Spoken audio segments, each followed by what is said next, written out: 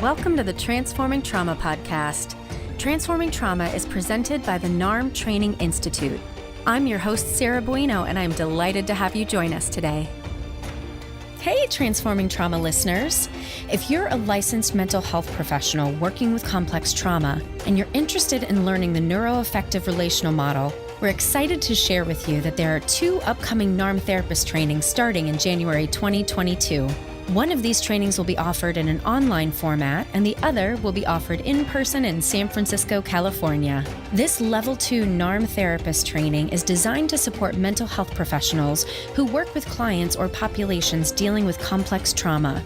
Being trained in NARM, one of the first clinical models specifically designed to address ACEs and CPTSD, supports therapists to learn how to address the long-term impacts of adverse childhood experiences and complex post-traumatic stress disorder. The NARM therapist training will be taught by NARM senior faculty Brad Kammer and a team of experienced NARM training assistants. You will learn a comprehensive developmental framework and clinical approach. As you're learning and integrating NARM, you will receive individualized support from this team of skilled, passionate, and supportive trainers. If you're interested in this training, we encourage you to register now to reserve your spot. For more information and to register, please visit www.narmtraining.com/schedule. We look forward to you joining our growing international NARM community and are inspired to work with you to bring NARM to your clients and communities in order to transform trauma. Today's guest is Lara Eisenberg. Lara is a bilingual licensed professional clinical counselor and women's spirituality and sexuality coach.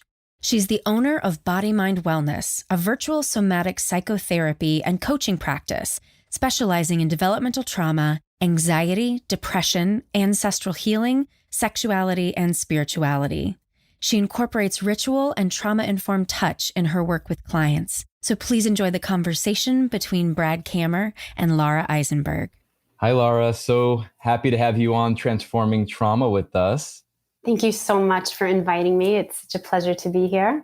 Yeah, so you and I have gotten friendly over the last year or so, and we've gotten to know each other in a different context that maybe we'll have a chance to talk a little bit about. But I've been just really drawn, and it's kind of a little bit for me too. Just I've been really curious to know more about the work you do with women. And when I was thinking about putting together, a podcast that would focus around the relationship between complex trauma and women, you just kept on coming into my mind. And so I'm really excited to have you on and to learn more about your work. Thank you. Yeah, I would be more than honored to share anything that could be, an offering to your audience as well. It'd be a true gift. Yeah. Well, we get to start anywhere here, but I think I would love to just start about how did you get drawn into the work? I know you're really interested in mental health and women, and you've been trained in trauma. Can you share with us a little bit about your journey? And then we can get later more into the details of what you actually do. But how did you get to where you are now? Yeah, so I would say there's multiple factors that led to where I am today. I'll start with saying growing up in New York, I was exposed to a lot of violence in the community. And also in my home, my father was narcissistic and alcoholic and misogynistic, which will sort of lead into my focus with women and girls. And there was also, I grew up Jewish ethnically, not religiously. And there was also a lot of anti-Semitism, not where I grew up, but it was very diverse. So there was a lot of Latinos and Haitians, and then there's also the quote unquote white crowd. My brother spent time with the white crowd, and I sort of spent a lot of time with Puerto Ricans, Dominicans, and Haitians. And there was a lot of violence. So my brother would fight a lot to the point of one time he was in the hospital and almost died because of anti-Semitic comments and being called Jewish. So there was a lot of violence in the community. I told you about my father. There was a lot of misogyny, and also in the Latino community that I grew up in, also a lot of catcalling. So there was a lot of objectification, both in my Jewish identity and my identity as a woman. And I grew up feeling afraid most of the time, whether it would be that someone would find out that I was Jewish. I was white passing. So I would sort of had those privileges of passing for a moment, right? Because as soon as I said that I was Jewish, then there was a different expression on someone's face. And then there was another piece that I'm going to say in terms of passing was fitting in to the idealized version of beauty. So there was this superficial way of being accepted where inside I felt horribly empty and had an eating disorder to attain this unattainable standard of beauty, what I had done to my body. And I think that was a result of two things, developmental trauma. Well, actually three things: developmental trauma, then maybe the ancestral or sort of collective trauma of being Jewish. And then, part of my passionate work of just the internalized sexism or maybe the stress of patriarchy, of being constantly objectified and then being the object of desire versus the subject of my own desire. I remember being in graduate school and I went to Columbia, and it was really, really intellectual. And I was very into spirituality, and I would have panic attacks going into class because I was labeled the white woman who had privilege. And there were so many other layers and dimensions. So that felt objectifying again. Mm-hmm. So I think it was, how can I say, the historical trauma of both being a woman, right? So what women have been through being a Jew, and then the developmental trauma that I experienced with my dad. And, my family was in the Holocaust, but I personally believe that all Jews are impacted by that. And then, I was 22 when I went to graduate school in psychological counseling, 22. So I knew that I had also studied abroad. I studied abroad in Spain. And of course I grew up with, Puerto Ricans, Dominicans, and Haitians. And so I loved the Latin culture, and I loved language. And so I lived in Spain for a bit. And then I knew that this is what I want to do. I want to understand culture and people and all the multiple identities of race, religion, social class, ethnicity. I was fascinated by all of it. So then it led me to the degree at Columbia. And then from then more of spiritual studies, like meditation and mindfulness and yoga. And then when I still was struggling with an eating disorder and also love and sex addiction, which is the love addiction, I think, relatively common with women. Mm-hmm. I discovered somatic experiencing and recovery work. And then I started at 24 with a mask. So I had been doing a lot of counseling and the work, I think, for already 8 or 9 years when I found somatic experiencing and recovery work. And that was it. From that point on, my understanding of my nervous system, understanding of addiction, and I would say Al-Anon too. I was in Al-Anon, I was doing some love addiction, and then my eating disorder, and somatic experiencing all at the same time. And so this was probably 11 years ago. So I still do deep spiritual work and recovery work, and then I'm still involved in somatic experiencing, and also I dabble in shamanism and just everything that connects us to the world at large and really sees the sacredness in everything. Yeah, so that's how I arrived to where I am today. I love it. And I want to unpack a bunch of it, but there's a statement that you said that just really landed in my body and really impacted me. You said that you really wanted to be the subject of your own desire. And I don't know where my question's going exactly, but maybe something about how somatics might have attracted you to, because we talk in NARM about the intersubjectivity and about really the work in healing developmental traumas about helping a person turn from feeling object into subject. And I wonder how your work with the somatic and with the feminine sacred work that you do, if you could talk a little bit about that subjectification process. Yes, that's a great question. I think part of the challenge with women is all of the sexualization and the objectification creates that mind-body split and that externalization of power and pleasure and connection with the body, which I think is the temple for everyone, but especially for women being the bearers of life. So I think that inhabiting my body in a different way, doing the somatic work, landing inside and noticing sensation, which I think the ability to notice sensation really awakens the feminine, because sensuality is inherent in the feminine. And I think that is a piece of what's been taken away, because in a way it's threatening. When a woman is connected to her body and to her sensuality or sexuality, it's very threatening to others. So the journey for a woman to connect with her bodily sensations and to be able to own and claim them in both the pleasure and the pain, right? Because then we can go into, in the 19th century, 1800s, women being called, they have hysteria. And this is exclusive to just women. There's hysteria and we need to treat them in all of these insane ways that they were treated.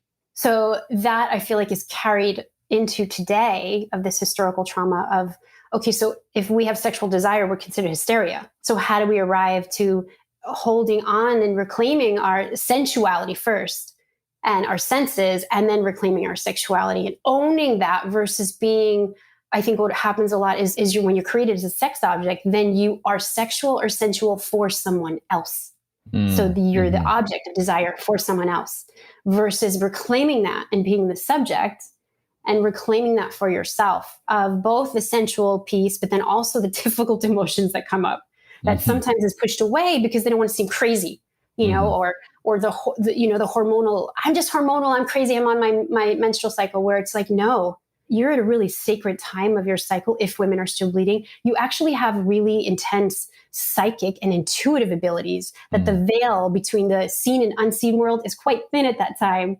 And it's a time to be sacred and rest and feel your body. But if the body is seen as an object, then how do you come into the body in times of your menstrual cycle or discomfort or pleasure, right? Like, that's scary. So I hope that answers your question in terms of the importance and also the journey of coming back and really feeling the somatic experience first and the ability to tolerate sensation, difficult or actually quite pleasurable, and making it your own. Yeah. I love what you're saying, because you're really opening up the full complexity of the human experience, or the experience of being in body and being able to hold the full spectrum of sensations, emotions. And again, that's a kind of a core principle in a lot of somatic approaches. We might call it window of tolerance or range of resiliency. We have a lot of names for it, but this increasing capacity to be embodied and hold and contain and be informed by all the different emotions and sensations that we have. And so it sounds like this is, we're going to be jumping around a lot probably here, but I was looking at your website and you're part of something, the New Moon Circles. Is this related to what you're describing here? So it's funny. I've done so many different trainings and sitting in circle with women. So that was something I had done for a period of time of sitting in circle with women during the new moon. So the new moon is a really auspicious time to sort of create wishes. What do we want? What do we want to create? And the beauty of seeing women as part of nature. We are part of the earth, and how our menstrual cycle, which I say moon, syncs with the phases of the moon. And so really reclaiming the reverence of our bodies as connected to nature, as being bearers of life, the cyclical nature. And that was something that I did for a little while. I'm not facilitating any groups right now just because my private practice is full and I have a toddler. But for a while I was sitting in groups, and that was part of this remembrance of we are sisters. Because there's also this jealousy and competition. We are sisters. We are part of the natural world. Our body cycle syncs with the moon, and moon as mother, moon as feminine. So there's a spiritual component and also a reclamation of our moon if women are still in their bleeding years. Because I work with women, I would say 25 to 65. So some women are more in their crone years and they're not bleeding, but it's a very auspicious time, the new moon. Yeah. Okay, so again, there's so much I want to get to, but so when you were running groups, I know you're not doing it so much anymore, but how were you bringing in this understanding of trauma and your somatic experiencing training? How was that part of how you were facilitating groups with women and supporting the subjectification process, or whatever name we want to call it, the embodiment or empowerment? Yeah, I think one of them is always starting by invoking the sacred. And I do that through ritual, right? So perhaps everyone would have a candle, and we would light the candle of the woman that was sitting next to us and say, like, I see the light and beauty in you. Because part of the divide, part of the trauma with women is the competition, is the oppression. If you're fighting one another, you still stay down, right? And there's a sense of being weakened. So there's this reawakening of sacred. Like, I see you as sacred. I see you as my sister. Because the jealousy and competition is really, really painful with women and girls. I worked with a lot of teenagers. So that's one thing that we would do, is always start with ritual. The second thing we would often do is drop into our body. What are you noticing right now? What are you noticing? Physically, what are you noticing? Emotionally, what are you noticing? Spiritually, what are you noticing? Sexually, what are you noticing? Like, what are you noticing in your experience at the moment? And if the judge comes in, we just kindly ask them to leave the room. So there's the sacred ritual of lighting the light in our sister, of gathering in group, of checking in with what's going on in our body, and doing some sort of art, doing some sort of movement, doing something that's accessing the body in a more movement way. And always also ending in some sort of ritual. Like, so people then usually share what's going on, what they want to share, what they want support with, and then ending with, again, blowing out the candle and naming something and how they've grown and what they want to take with them, and having some sort of somatic gesture to anchor that in. I'm curious about the intersection between, because you're talking about these sacred rituals and there's so much spirituality infused in this, which is beautiful. And I'm always curious about this, but now specifically for you, about the intersection for you between the body and working with, women to connect to their body and the spiritual and the sacred. Yeah, I would say the spiritual path is like fundamental in this journey, because I think of like a lawnmower. If I'm going to use the lawnmower for the lawn, I'm not going to check in with how it's feeling. I'm not going to see how it's doing. It's just functional.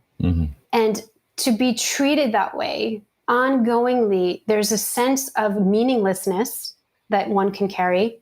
There's a sense of disconnection from the world, from others, because we don't see ourselves as having hearts, brains, souls. And this is such a big difference from the time when women were revered as goddesses, when there was paintings or carved of like the yoni in the cave, of seeming like this is sacred. And so that is part of our remembrance of our bodies, our hearts, our souls are sacred. We are bearers of life.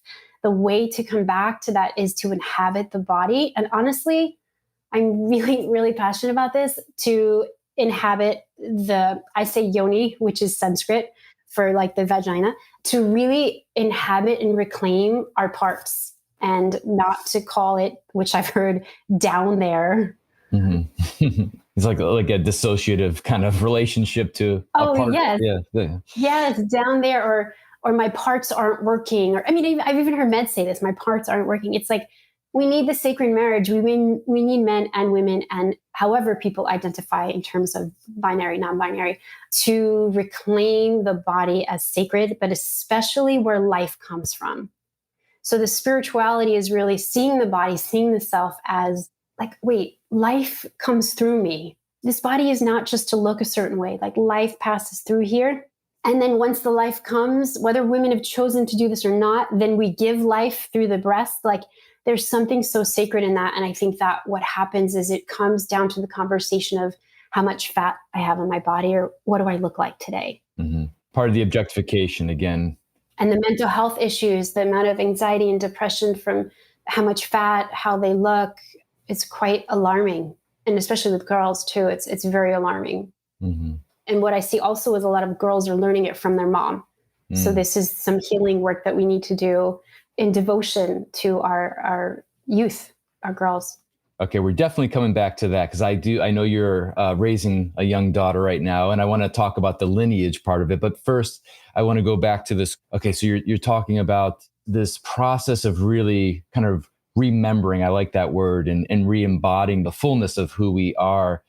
And let's say there's, a girl or a woman, it doesn't really matter, but someone's listening to this right now and they know that they have some level of trauma, internalized objectification. What are some easy or some not so easy things that you might share with them that would support them in their process? Yeah, I would say one of the first, I'm just going to go with the first two things that come into my head is, one, growing up in more of a patriarchal culture, there's a sense of like doing or achievement or accomplishment, which I think is important as well. But we also need to bring in sort of the like feminine energy, because we have both. We have masculine and feminine energy. So I think that one of the things I would say is the senses are a great gateway into coming into the body in a new way. So whether that be you take a bubble bath and you put your favorite essential oils in there and you just play with just smell. As I smell this, what do I notice in the rest of my body? As I smell this, what do I notice? How do I feel?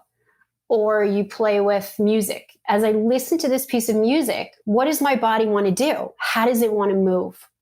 As I taste this, which I always say could be tricky with taste because it depends on your relationship with food. Mhm. But if it's as I taste this, whatever, can I chew slowly, like a mindfulness practice, and feel what happens in the rest of my body? And the same thing with like lotion, maybe do a little massage, invite the senses to be a vehicle or a way to enter the body in a way that feels pleasurable without judging the way it might look. Or so really focusing. So that was the first thing, is the senses. The second thing is, let's say you wake up in the morning, you say, what do I want to feel today? I want to feel silly. I don't know, just making that up. Okay, great. Make a list of all the things that make you feel silly, and then do those things and watch what happens inside. Or I want to feel exhilarated. Okay, so make a list of the things that make you feel exhilarated and then do them and notice how you feel inside. So those are the first two things of really, maybe you could say more stabilization, but it's accessing the body in a more pleasurable, grounded way. Yeah. It's so aligned, how we talk in NARM about, you mentioned intentionality, intention, clarifying intention, part of the sacred ritual you do. Receptivity. We really want to, I think most somatic practitioners, we really want to be more in the parasympathetic, more in a receptive state, as opposed to a doing or a sympathetic state. And then the last piece you added, which again is very aligned, is just this idea of self-referencing, and how when we've been disconnected from our internal experience, we don't know how to listen to ourselves. And then we become very externally focused for like, I need to do something because I'm trying to match, like you said, an image or a request or what I believe I'm supposed to do or look like or say. And that self-referencing piece, or whatever language we want to use for that, but that deep connection to our own authenticity sounds just really important in your work too. So important. It's such a good point, because when women are socialized, and this is like the sociocultural piece, like socialized to be good and to be nice, it's hard to self-reference because they're always trying to please the other, because there's such a fear of being abandoned. And so there's this sense of, I need to be good and I need to not have anger, just be a good girl and look a certain way. And there's always the sense of external validation and external sense of, this is where it's like a lot of codependence, right? I'm okay if you see me as enough, nice enough, pretty enough, nurturing enough, sexy enough, whatever it is. I'm okay if you perceive me as that, versus self-referencing of like, I'm enough as I am because I'm sacred. Like my mind, my heart, my soul, like the beauty resides within. And that I think takes a journey for women that's different because of all the historical context and the sociocultural piece and motherhood. I just am so appreciating that you keep on bringing it back to the sacred, because I feel like we could probably go on a whole tangent about this, but mental health is so disconnected us from this understanding of the sacred. I had a student who was from Africa, from Kenya, and she talks a lot about trauma through the lens of soul loss. And it just makes so much sense. And in our society, you start using language like that, and it becomes somehow, woo-woo or new agey. But really, it is about connecting to this larger sense of ourselves that's not just this body or these thoughts or even these emotions. There's this larger sense of self that's about connection to ourselves, but also connection to something larger. Yes. In fact, I can't remember what it was. I was going through something recently, and I was feeling a lot of anxiety, and I was doing all my practices and nothing was working. And then I went outside and I laid on the earth for 5 minutes on my belly and then on my back. And I just said, Mother, like, please hold this. Please take some of this from me and just transmute it into love. And it felt like it was like the soul, the mother, Pachamama, however you want to say, like Mother Earth, her soul, like helping my feminine soul it was like, I don't know, I was feeling my womb and my heart, and I felt better. And so there's this part of us, like what you're saying, in terms of that connecting with the feminine soul or the soul of the Mother of the Earth, that is very healing. And I think we all need to do that, to remember that we're all connected and we can heal in relationship with the natural world, with people, our brothers, our sisters, with animals. Yeah, you brought up the difficulty, at least in our culture and probably many different cultures around the world, for women to really embody their anger and feel comfortable in having all their emotions, but particularly anger seems to be one that has been pathologized for women. So I wonder if you could talk, maybe whether you talk about your own journey around it, or if you want to just talk generally about it, but what is the role from your perspective of how connecting to anger could be supportive for healing for women? Yeah, I mean, I could talk about myself, but I do have a client right now that just came up, and I would say that that was me, a decade ago. So I could relate in a sense to what she was experiencing. So I could kind of see myself in her. But I think, when there's a tendency for women to appease, freeze, that again is related to the socialization and the sense of being disconnected from your body, which is just an object. And I think once women start to see the patterns, like what happens in their physiology, when they freeze in relational experiences, when they start to see the freeze and move out of the freeze or out of the pattern of appeasing through some kind of somatic related work, they develop this sense of agency and start to connect with their needs and their boundaries and that sense of being a subject of your own experience versus an object. And so I'm thinking of one woman I worked with. Everything is about her husband's level of satisfaction. And when he's dissatisfied, he blames it on her. And he said, well, I don't know what he wants. Well, what is it? Well, I don't know. Today he's like this, and sometimes he's like this. And I said, okay, well, what's happening in your body? And she's a hard time accessing it. But at one point I had her put her hand on her body and she started to feel something. And I said, so as you notice that feeling, what do you want to do? And then of course, the sense of boundary or the sense of something comes up and okay, so match words or just fill in the blank. I need blank right now. And so with that prompting, with that support, there's this somatic behavioral response and then the words that match it. And so then there's like the mobilization of this energy, this like frozen energy into the essence of who she is, of this is what I want. This is what I need. This is who I am. And to start to, and this is another challenge for women, when you're taught to put others first always, how do you find the balance between the qualities that we have as mothers, whether we're mothering children or clients or plants? How do we know that that's the part of who we are and engage in self-care and really own what our needs are and desires? So there's like a balance between that, I think, that we have to find. Yeah, that feels so important. I mean, I talk a lot about that in my teaching, just about like how difficult it is to stay connected to ourselves while we're in relationship to other people. And I can imagine just, from what I've seen in my life and also just listening and learning from you about just the extra challenges and obstacles it is for women to stay connected to themselves while they're in relationship without having to be pulled away from themselves, their authenticity, their ability to self-reference, set boundaries, ask for their needs. It is very socialized. It is, I think things have been changing in some ways. And yet this is so built in that this is kind of the expectation in a lot of different families and different cultures. Absolutely. And just even relationally, I remember being at certain positions before I was in private practice where I was negotiated for my salary. It was counseling positions, but I negotiated for my salary. And my bosses were always men. And I always remember feeling if I stay and continue to negotiate and not back down, I'm going to be annihilated or I'm going to be completely abandoned. It was like life or death because my worth was not dependent on like my skill set. It was on some level dependent on like how I looked. And I remember 2 different positions, them saying there's a certain look here that we want with women. And staying in that discomfort of feeling like I'm going to be annihilated or I'm going to be completely alone and isolated if I continue to advocate for my worth and negotiate my salary. So this is just like some of the negotiation that happens inside. Yeah. Okay. So you're giving a work example, but now I'm thinking about the way we negotiate in being in intimate relationships and in sexuality.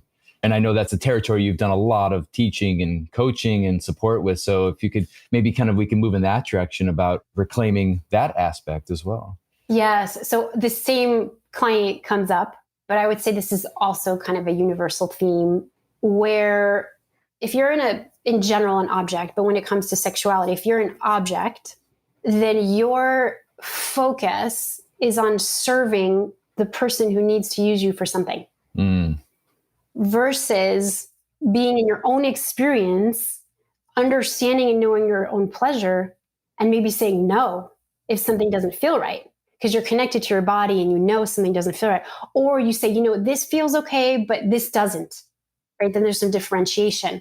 There's an inability to connect with what you really need and sense and feel inside set the boundary that you need, which may be I can't be intimate for a month because I'm experiencing a trauma reoccurring. I'm feeling it. So I can't be intimate for a month or 2 months. It may entail that. And I've told women who've had a lot of also like religious trauma that if you're going into freeze when you're intimate with someone, you're creating more damage. So if your sense of intimacy is just holding hands for now, because that's what creates safety until you work through this, then that's what the intimacy will be. Or if there's a tendency to jump into it, right? There's no boundaries, jump into it. And there's like, sometimes there's the sexual addiction piece, right? There's so many layers to that because oftentimes that really is the mother wound, the mother not being there. So there's a sense of annihilation, like rage. And there's also a sense of objectification also. Like I will find, so there's the mother wound in that. And there's also I will find my worth when I get you to desire me. If I don't get you to desire me, then I'm worthless. Feels so painful. Yeah. It's really painful. And so there's, I think, the two sides of one where we need to come back and have really sort of like, titration, right? That we talk about with somatic work. But the biggest thing is that whether it's the sexual addiction or the opposite sometimes where it's like having a lot of fear around it, there's a tendency to freeze, to not be present in the body and not being able to set boundaries or be really clear on what's okay and what's not okay. And, I'll just be open about this. I studied Tantra for quite some time, and so in classes and in these communities, there were women that did not have any connection to their body and they didn't know what safety and unsafety. And anyone who's going to explore in any way, I think that world, you have to have done your trauma work. Mm-hmm. And you have to understand what feels safe and what feels unsafe. Mm-hmm. That is essential. And so that's why with sexuality, I think, especially with women, it's super important to work on a really basic level of like what feels safe, what doesn't feel safe, what feels pleasurable, what doesn't feel pleasurable, because the socialization and objectification that creates that disconnect. Mm-hmm. And it ties together and all the other stuff we've been talking about, how important it is to have some access of the body, because it's not something you can just conceptually talk about. And I would imagine that can be so much more powerful when you have the support of other women that have at least some empathy or understanding of the challenges that as opposed to just maybe doing one-on-one therapy. I think it can be probably very powerful to have a whole group with you as part of that process. May I just share something with that? Please. Because this would be actually covering the last thing. I had wrote down some stuff. So the other thing that's in terms of women issues in mental health, motherhood. Yeah, that's where I was going next. Yeah, because you're a mother of a toddler girl, right? And yes, I want to hear about how, and also, you and I have gotten to know each other through our talks around intergenerational trauma. And as much as you're comfortable sharing, it doesn't have to be about you either, but just about the other direction too, with your mother or with women's mothers who are also now mothering their own children. I'm just curious about the lineage. Yes. So I'll answer your question first because I think that's so, so, so important. And I feel that motherhood has opened me up to even being more conscientious around changing and shifting patterns that feel dysfunctional. And I have done a lot of work since my daughter's now 18 months, but I've done a lot of work, some ancestral healing, both from the Holocaust background, but specifically on the maternal lineage of this sense of really low, debilitating self-worth that is both part of, I think, the Jewish sort of internalized anti-Semitism and my worth and beauty is based on the way that I look. And so I'm doing a lot of, more spiritual kind of shamanistic work and also mixed with SE and other kind of modalities of really cutting cords and being really conscious of thought patterns, sensations that may be related to either of those so that I'm really conscious of what's arising in my own being and not passing that on. And if I do see something that's coming up, that's a pattern, I will go to session or I'll go do some work around it. And what I've recently been doing with her, that's, she's sort of like exploring her body. And I'll just say, this is going to be normal. This is going to be natural. You're going to explore. And it's so okay to explore. And I tell her now, even at 18 months, But please do not let anybody touch you that you do not want to touch you. Your body is sacred. Your body is so beautiful. You are beautiful. Every night before she goes to bed, I say you are loved, you are safe, and you are held by the divine. And I say in Spanish, because I speak a little Spanish, que sueños con los angelitos, that may you dream with the angels, because you are an angel. And this is for her to really know that her beauty comes from the inside out, to really know that her body is filled with pleasure, but that's also to maintain boundaries in terms of safety, and to know that she's made in a reflection of the divine. And I do it extra. Of course, if I had a boy, I would do it. But I do it extra because I know once she leaves my care and just goes into school, there's going to be a lot of messages in terms of like the standard of beauty and this portrayal of what a female is supposed to look like. So I want to just fill her up, which is so much love. And I know my mom raised groups in the women's movement. She was very active, but she came home to my dad. So, yeah. right. So there was like, yeah. exactly. So there was not coherence. There was there was not. And so with me and my being, I want to live and be what I'm inviting her to step into. And so that's where motherhood, the gift of motherhood. And I would just say some of the challenges of like, about 20% of new mothers experience postpartum depression, and also have a lot of their own attachment wounds, which plays out in their parenting. And there's so much, even like psychosis that can happen after postpartum. So there's so much mental health issues that motherhood is really an initiation and needs to be seen as such that you are entering this sacred lifelong identity, and then while maintaining your own sense of self. So it's mental health issues in that, but also these gifts and blessings. And then the whole like ancestral lineage that you spoke about of being conscious of shifting that to help them be more free. Yeah. Part of the trauma that I think about and talk about a lot is just like the fragmentation in our society, and how, so many of us now when we're raising parents, I don't know how close, I don't think you live very close to your family, but so many of us are really like on an island raising kids very much by ourselves. And some of us are lucky to have a committed partner that kind of co-parents with us. Some people are not so lucky to have that. Like, what's your sense of that? Just like, how do you find that support for you to be raising your daughter with such intentionality and connected to the sacred, but also to make sure that you have because you're also seeing clients all day. And I mean, you're giving a lot of energy.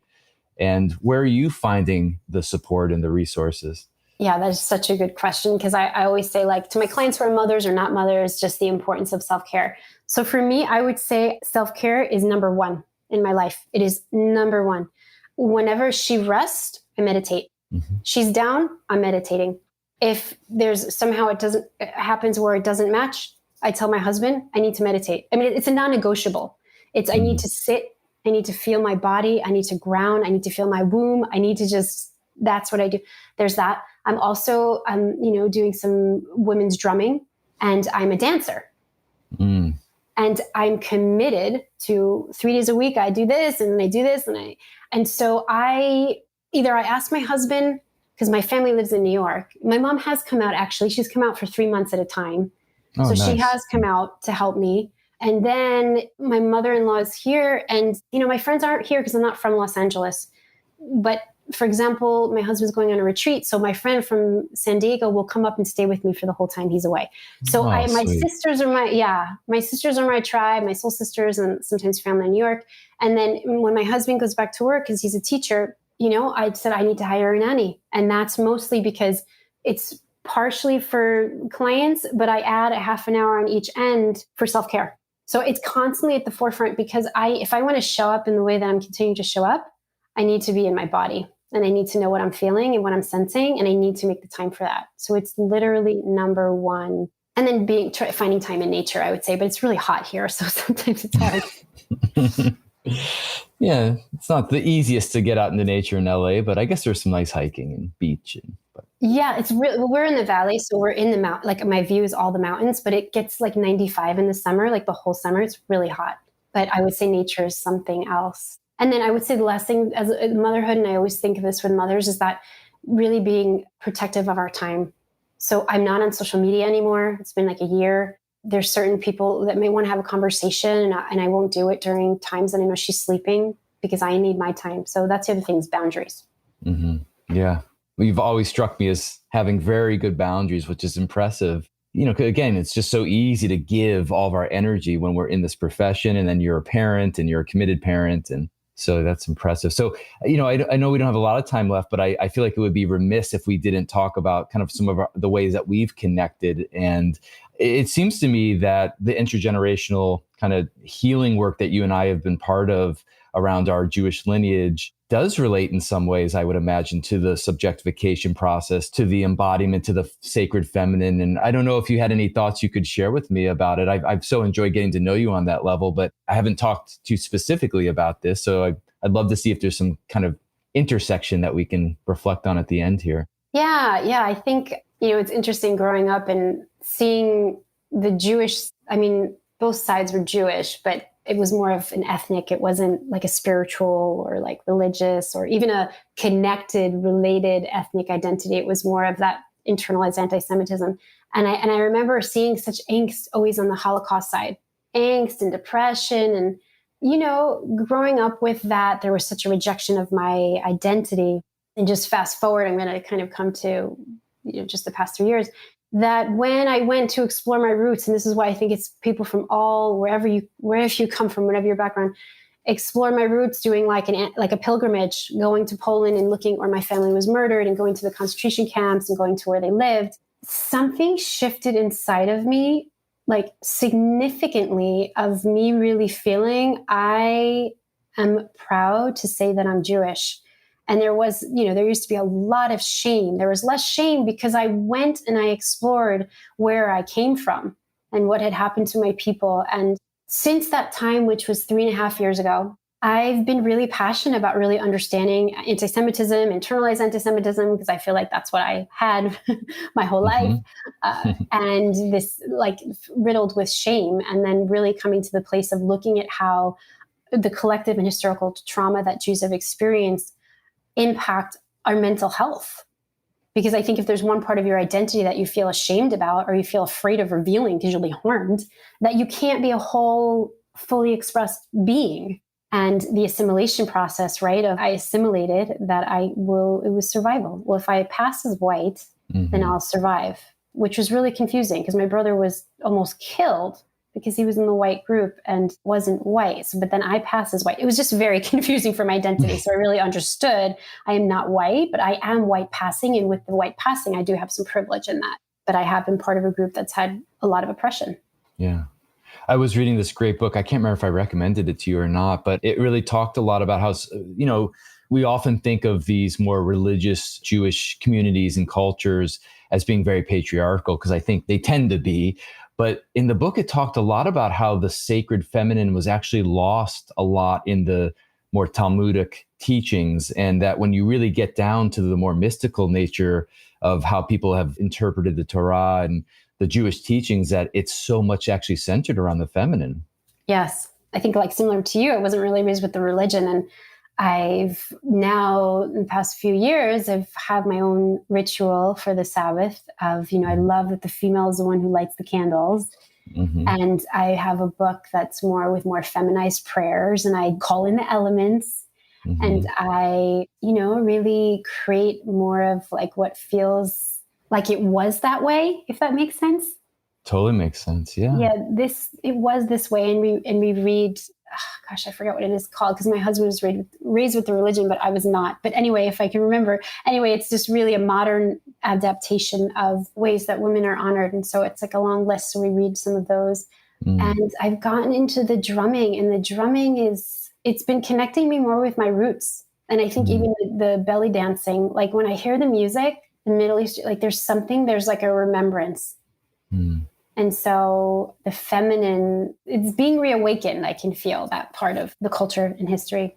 Yeah. I mean, most people don't know the history of the Jewish people, but really we were an indigenous, nature-based people, and it's just more recently when we've had to assimilate to Western society and values that now there's certain tropes and stereotypes about what Jews are. But really at our core, we probably were drumming and dancing, and the feminine was at the center of this. I mean, it's really interesting to do some of this decolonizing work, and to really start to discover our roots. And, seems like there's just so much power in there for us. So Agreed. There is a woman that is a drummer, and she's also talked about how it's led her to the biblical figure of Miriam, where she sort of led the Jews out of slavery, right? Or she was playing the drum. I don't know the whole history. I don't either. all I remember is that she was playing the drum. So she was drumming them out to like freedom. Mm-hmm. Well, it's so beautiful to kind of feel all this come together with you. And I'm so appreciative that you gave me this time. And I wonder if you could just do a little blurb about like the work you do, and if people are interested in learning more about your work or connecting with you, what can you share about that with us?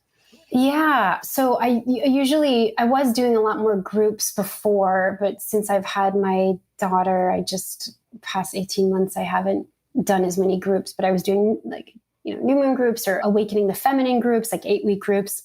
Now my practice is pretty much just one-on-one, really working on reclaiming the feminine, all aspects of that. And I even see men, because I think there's that part of us, majority women, but I do have some men in my practice of really reclaiming that soft embodied heart space and being with all that arises and just being versus doing, those kind of more like feminine based practices and principles, and looking at the impact of objectification and sexualization on our physical, spiritual, psychological, emotional, and sexual well-being.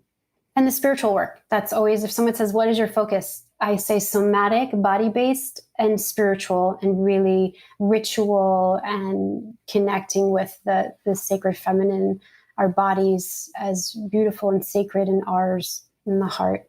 Yeah.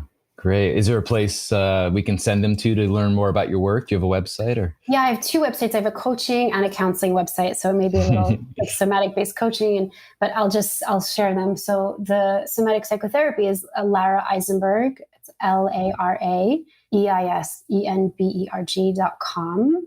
And then the coaching is My Body Mind Wellness. So it's MYBODYMINDWELLNESS.com. That's great. Like that title. Well, Lara, thank you so much. This has been such a pleasure. I'm so happy we had this time together. I hope you'll be back at some point to talk more as your daughter gets older and your work gets deeper. And appreciate our connection. Yes. Thank you so much for having me. It's a great pleasure. Thanks so much for joining us for today's episode. To find more about our guest, check the show notes or visit us at www.narmtraining.com/transformingtrauma. The NARM Training Institute also offers the Inner Circle, an online self-paced learning program intended for anyone who is interested in joining an international online community focused on healing complex trauma. You can find more information about these trauma-informed learning programs in addition to other resources on the website, www.narmtraining.com. Thanks to Andrea Klunder and the Creative Imposter Studios for producing and editing, to Tori Essex for our album art, and to Brad Kammer for the creation of this podcast. We look forward to building community and connection with you and changing the world by transforming trauma.